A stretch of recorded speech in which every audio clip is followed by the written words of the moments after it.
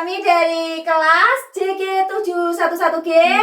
Di sini kami akan menampilkan teater drama yaitu Batu Manis.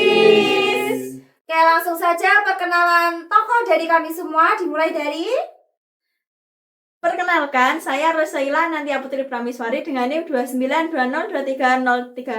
Saya berperan sebagai Surti, pemeran utama.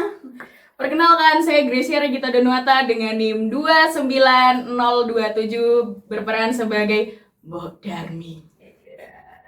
Halo, kalau aku Reni Selviana dengan NIM 292202326 berperan sebagai Marni, saingannya Surti. Halo, aku Revana Firhi, berperan sebagai penjual dengan NIM 292023028. Halo, perkenalkan saya Kristi Valentina dengan NIM 29220233032. Di sini saya berperan sebagai Mina. Halo, perkenalkan nama saya Fatir Setiawan dengan NIM 29220233034 sebagai pemuda 1. Halo, perkenalkan nama saya Muhammad Ilham Pratama dengan NIM 29220233038. Di sini saya sebagai pemuda 2. Halo, perkenalkan saya Andika Bagas dengan NIM 290234046. Saya sebagai pemuda 3. Halo, saya Cynthia Eka Putri dengan NIM 29220233031. Saya sebagai narator. Halo, saya Rizka Cahyani dengan NIM 292023029 sebagai editor. Oke, jadi itu tadi perkenalan dari tokoh-tokoh kami. Jangan lupa saksikan teater kami di video kali ini. Terima kasih.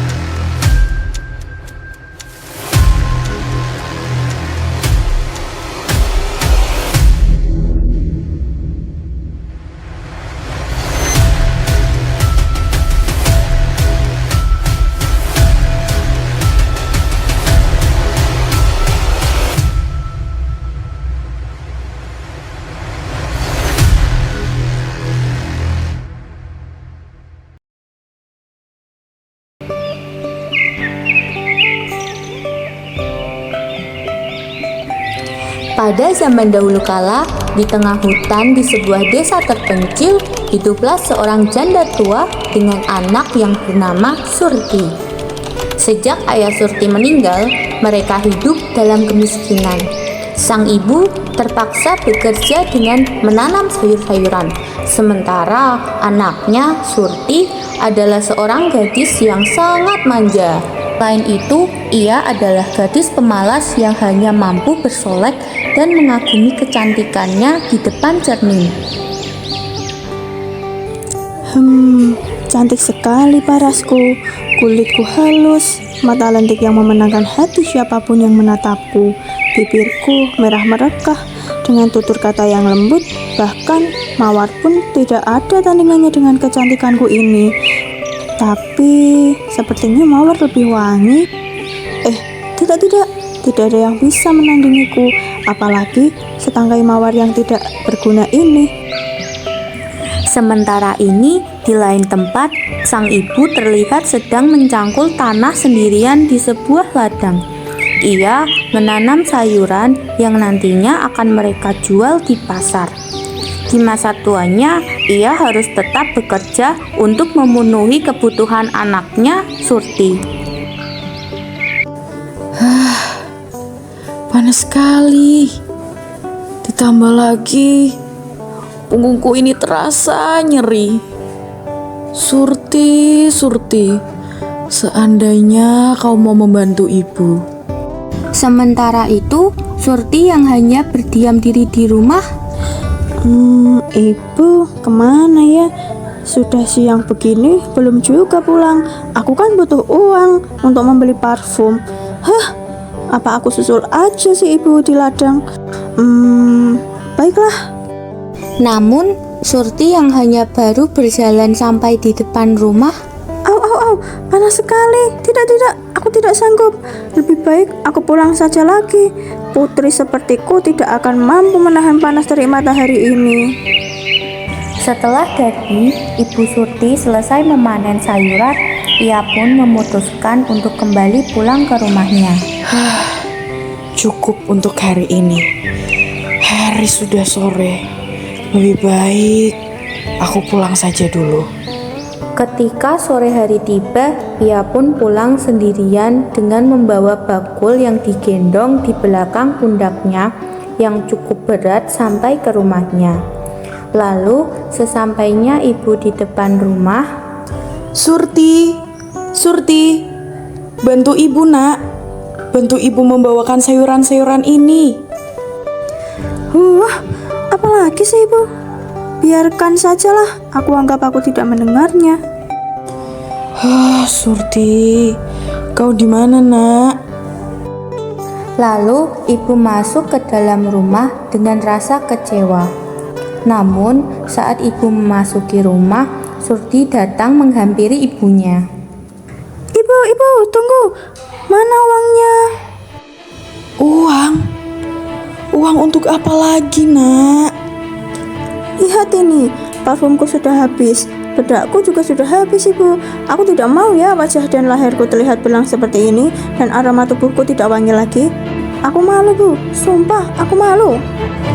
Tapi uang ini kan untuk kita beli beras, nak. Beras kan bisa dipikir besok lagi, bu. Lagi pula kan aku juga sudah makan. Tapi, nak. Lama sekali. Sini uangnya, cepat. Jangan, Surti. Surti, kembalikan, nak. Ya Tuhan, sampai kapan anakku seperti ini?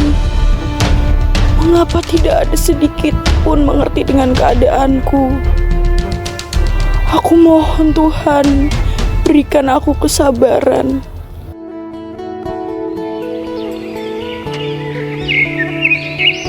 Keesokan harinya, saat Surti sedang memetik bunga di halaman rumahnya, tiba-tiba datanglah Marni yang mengejeknya. Ada Putri Surti. Sedang apa kau? Sainganku. Apa kau tidak bisa lihat aku sedang apa? Oh, mau sampai kapan kau dengan hobimu yang tidak menghasilkan uang itu? Coba lihat ini. Lebih indah bukan dari bunga-bungamu itu? Kau pasti menginginkan perhiasan seperti ini juga kan? Makanya kerja dong gadis malas. Jangan mengharapkan uang dari ibumu saja. Diam kau, urus saja urusanmu sendiri. Ingat ya Surti, ibumu kan sudah tua.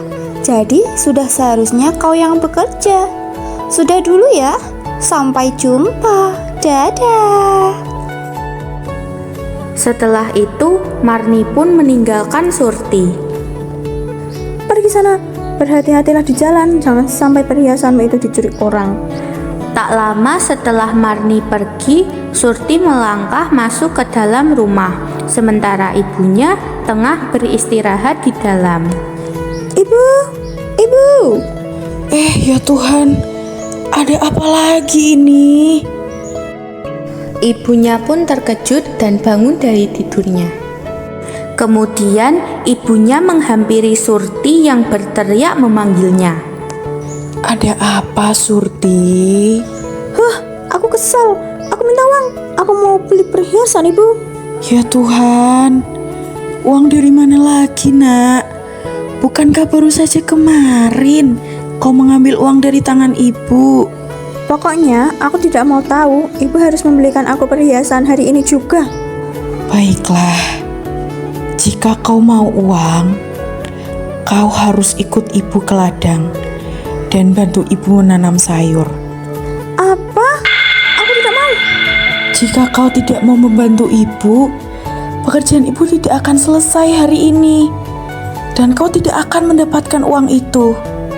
Surti terdiam sejenak, dan dalam pikirannya Surti teringat ucapan Marmi. Makanya kerja dong keras. Jangan mengharapkan uang dari uang saja. Baiklah, aku ikut. Tak lama kemudian, Ibu dan Surti pergi ke ladang bersama-sama. Ibu, apa yang harus aku lakukan sekarang, Ibu?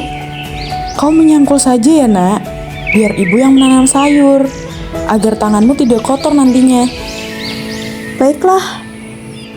Tanpa ragu-ragu, Surti pun mulai mencangkul sementara ibunya menanam sayur di sampingnya.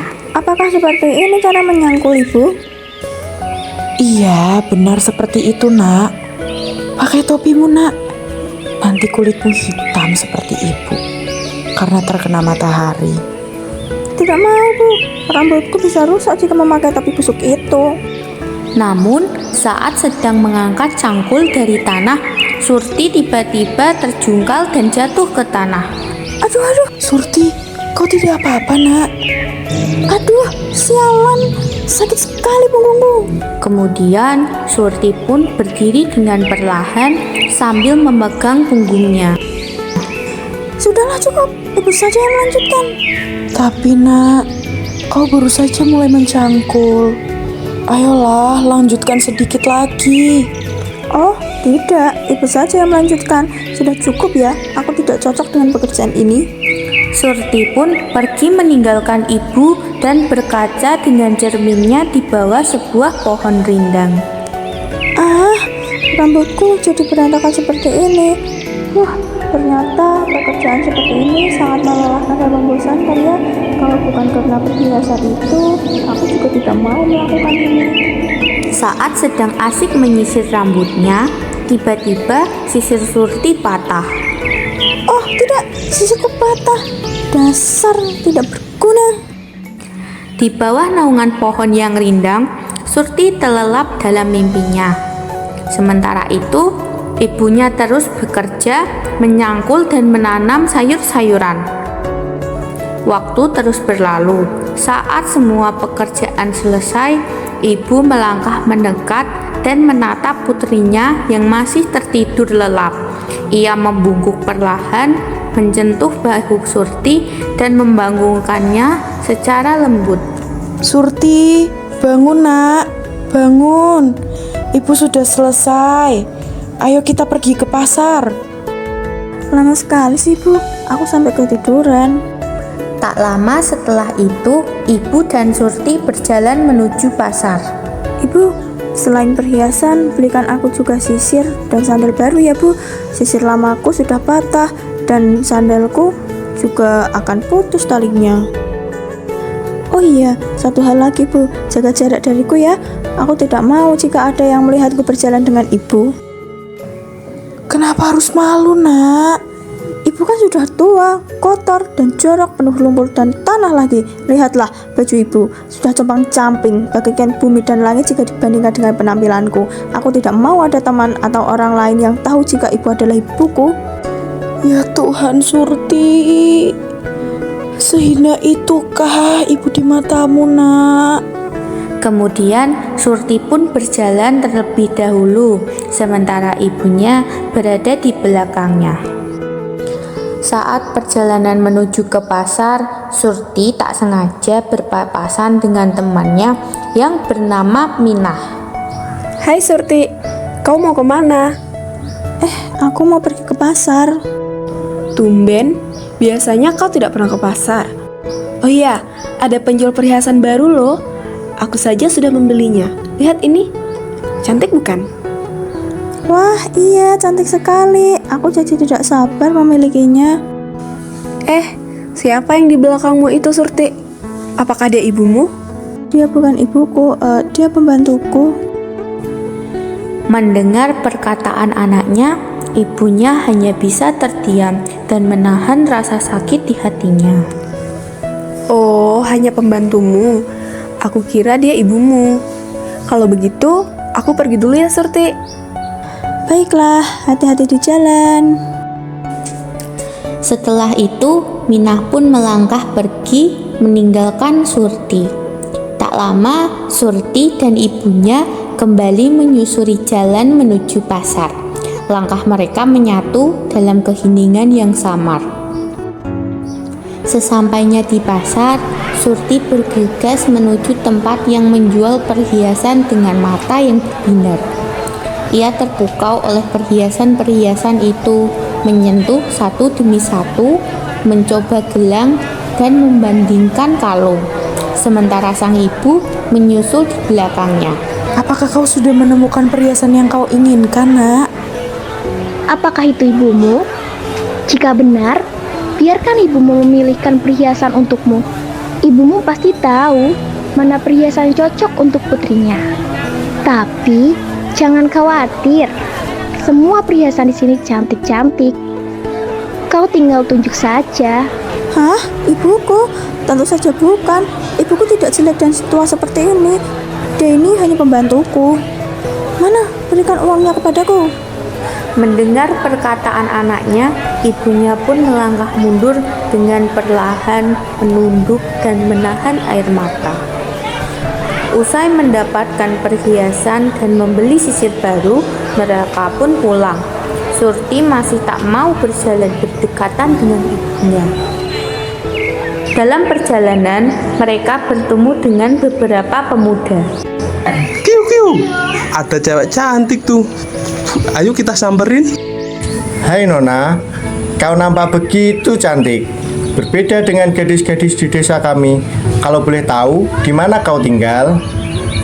Tentu saja aku cantik, karena aku selalu merawat tubuhku. Melihat anaknya dikelilingi oleh beberapa pemuda, sang ibu merasa khawatir. Siapa mereka, Nak? Apakah itu ibumu? Ibuku. Dengar ya, ibuku jauh lebih cantik daripada wanita tua itu. Itu hanya pembantuku. Kali ini, sang ibu benar-benar sudah tak sanggup lagi mendengar perkataan dan perilaku anaknya. Dengan perasaan hancur, ia tersungkur ke tanah dan menangis terisak-isak. Ia tak menyangka anak yang telah ia rawat dan dibesarkan dengan sepenuh hati tega berkata seperti itu kepadanya. Kemudian sang ibu mengadahkan tangannya dan berdoa kepada Tuhan. Ya Tuhan, hamba-Mu yang lemah dan tidak berdaya ini memohon ampun kepadamu. Hamba sudah tidak sanggup menghadapi sikap angkuh putri hamba. Ya Tuhan, berikanlah hukuman yang semestinya kepada putri hamba. Hamba memohon kepadamu ya Tuhan, hukumlah putri hamba yang durhaka ini. Tak lama setelah ibunya mengucap doa dengan suara bergetar sambil menangis, ia memohon kepada Tuhan agar menghukum Surti atas sikapnya yang angkuh dan durhaka kepada ibunya. Langit yang awalnya semula cerah mendadak berubah menjadi kelam. Awan hitam menggulung dengan cepat, angin berhembus kencang memutar-mutarkan daun kering ke segala arah. Petir menggelegar di langit, menggetarkan tanah dan dada siapapun yang mendengarnya. Para pemuda yang semula sibuk bercengkrama dengan Surti terkejut dan ketakutan berlarian pulang, meninggalkan Surti yang berdiri sendiri di tengah badai yang mengamuk. Secara mengejutkan, tubuh Surti menjadi kaku dan tidak bisa digerakkan. Ibu, ada apa dengan tubuhku?